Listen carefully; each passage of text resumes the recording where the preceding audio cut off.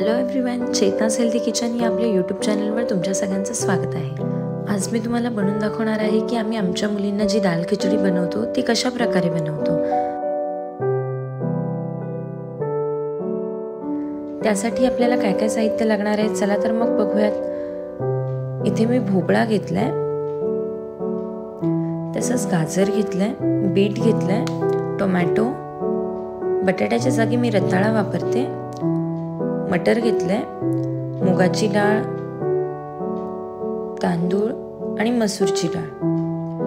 तसंच आपल्याला काय काय मसाले लागणार आहेत ते आपण बघूयात। मसाला घेतलाय जो आपला नॉर्मल घरातला मसाला असतो तो मसाला, राई, जिरं, हिंग, हळद, कढीपत्ता आणि लसूण। बाळ 1 वर्षाचं झाल्यानंतर आपण हे सगळं टाकायला स्टार्ट करतो, तर आम्ही हे सगळं टाकूनच खिचडी बनवतो। इथे मी डाळ आणि तांदूळ मिक्स करून घेतलेत। मी 2 चमचे तांदूळ घेतलेत, 1 चमचा मुगाची डाळ, 1 चमचा मसूरची डाळ घेतली आहे। मी इथे डाळ आणि तांदूळ थोडा 15 मिनिटं भिजत घालणार आहे। स्वच्छ 2 पाण्याने धुवून मी इथे डाळ तांदूळ भिजत घालते। भिजत घातल्यामुळे डाळ आणि तांदूळ लवकर पण शिजतात आणि एकदम मऊ शिजतात, तर मी इथे 15 मिनिटं भिजत घालते।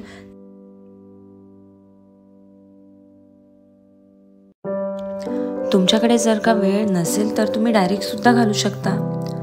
खूप जण खिचडी कुकरमध्ये घालतात, पण आम्ही आमच्या मुलींसाठी खिचडी कुकरला नाही लावत। खूप कमी वेळात जर का खूप घाई असेल तरच आम्ही कुकरला घालतो, नाही तर बाहेरच पातेलीत शिजवतो।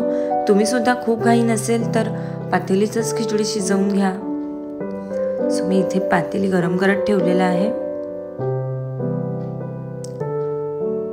1 वर्षानंतर तुम्ही बाळाला फोडणी दिलेली खिचडी सुद्धा देऊ शकता। मी इथे तुपावर फोडणी देणार आहे। इथे पातेलं गरम झालंय, मी तूप घालून घेते।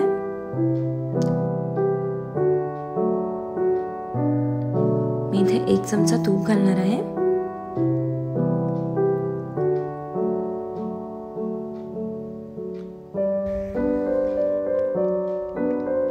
इथे आपलं तूप गरम झालेलं आहे। आता त्यात आपण फोडणी देऊयात। सगळ्यात आधी मी कढीपत्ता टाकून घेते,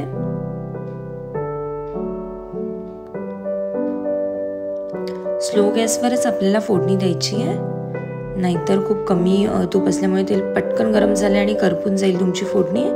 इथे मी लसूण टाकून घेतलाय, राई जिरं मी आधी नाही घातलं कारण ते करपतं, म्हणून मी राई जिरं नंतर घालणार आहे। लसूण झालेला आहे, जिरं, राई, हिंग,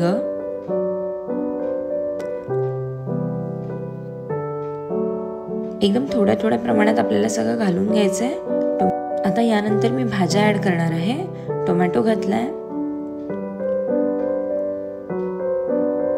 रताळा, बटाट्याच्या जागी मी रताळा यूज केलाय कारण रताळा हेल्दी पण आहे आणि तुम्ही इझिली बटाट्याच्या जागी तो यूज करू शकता। मटर घातलेत, गाजर। मी हे सगळं किसून घ्यायचं कारण की किसल्यामुळे भाज्या ज्या आहेत त्या पटकन पण शिजल्या जातात आणि आपल्याला स्मॅश करायची गरज नाही लागत।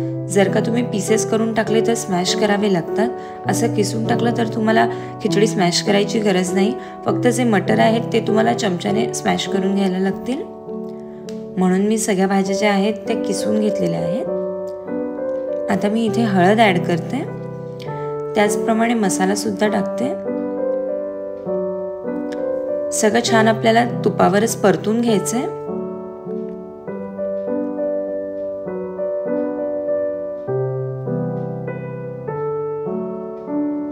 आता मी यात पाणी टाकून सगळ्या भाज्या ज्या आहेत त्या आपल्या शिजवत ठेवते।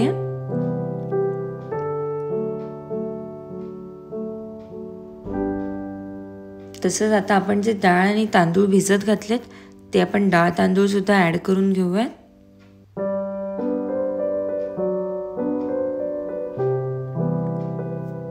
इथे आपले डाळ तांदूळ भिजलेले आहेत। ही खिचडी आपल्याला पूर्ण एकदम सॉफ्ट म्हणजे नरम शिजेपर्यंत शिजून घ्यायची आहे। कारण आपण स्मॅश नाही करणार आहोत, तर ती इझिली बाळाला खाल्ली गेली पाहिजे. तुमच्याकडे रताळा नसेल तर तुम्ही बटाटा वापरू शकता. माझ्याकडे रताळा होता म्हणून मी यूज केला आहे. तर इथे आपल्याला आता खिचडी छान उकळून द्यायची आहे.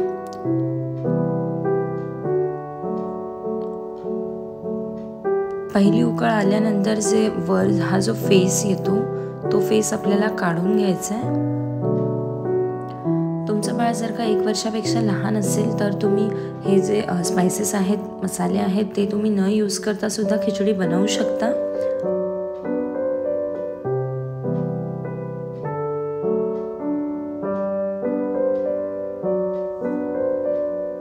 जसं की तुम्हाला माहिती आहे, गाजर, बीटरूट ह्या सगळ्या गोष्टी बाळासाठी खूप इम्पॉर्टंट असतात. जेव्हा बाळ 1 वर्षापेक्षा लहान असतं तेव्हा आपण गाजर आणि बीटरूटची प्युरी करून सुद्धा त्यांना भरवतो. त्यामुळे मी नेहमी खिचडी बनवताना खिचडीमध्ये गाजर आणि बीटरूट ॲड करते. तुम्ही जर का नुसता बीटरूट राईस बनवत असाल तर तसाही बीटरूट राईस, गाजर राईस असं सुद्धा करून देऊ शकता बाळाला.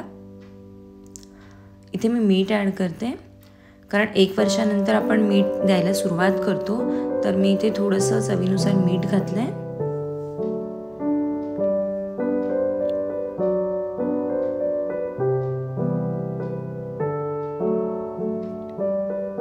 एक 20-25 मिनिटं लागतात ही खिचडी पूर्ण शिजायला.